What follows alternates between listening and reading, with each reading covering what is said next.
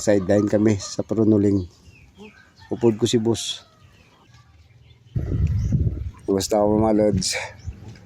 Nag-sideline kami gali dire sa may no. Sa may Pronuling.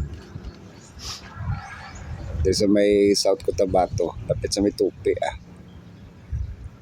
Grabe no. Kapag sideline ako ya. So, laga pang markot na ko. Sumuga pang grab na ko yaw. Grabe no. Dasig din kwarta mga lods. Amo na yung ubra ka kadasig lang. Gid sa kwarta. Pagtapos mo na grab. Tapos ko grab na bayad yun ng tagiya. Tapos galante. Pag yung tagiya, dako ginatagya. Amakon nyo.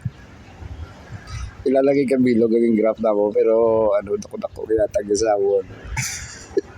Di binas kini si boss ko. Basta magupod mo. Eh mga lods. Tapos ko yan ay para kwarta na yun. Wala lang ni dogay ba?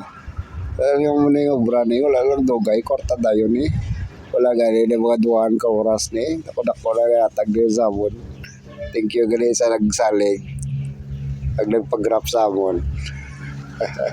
Grabe ka obra side-side. Alam mo dako. Magaling income ni sa grab niya Hindi lang, may nani ka na makabakal tunga sa sako ng bugas Makakon mo makabakal sa tunga sa sako. Ay, mapila lang ang bilog. Tunga sa sako, makabakal ka naman yung bugas. Grabe ang naman yung grab pa, no? Tama ka galante. Thank you again, sir. Continue ka man. Kaya mga lads, padayunan ko lang din para makatapos ko. Temprano pa. Kaya basi kay dugay maulan naman. Mga nadinadaan nga lugar na distopik sa amon. Kada hapon gaulan. Yan yung mga dugay-dugay na yun. Tapos na kamay lang hindi kumabtan sa ulan. Kaya mga lads, padayunan ko lang Paalam. Bye-bye.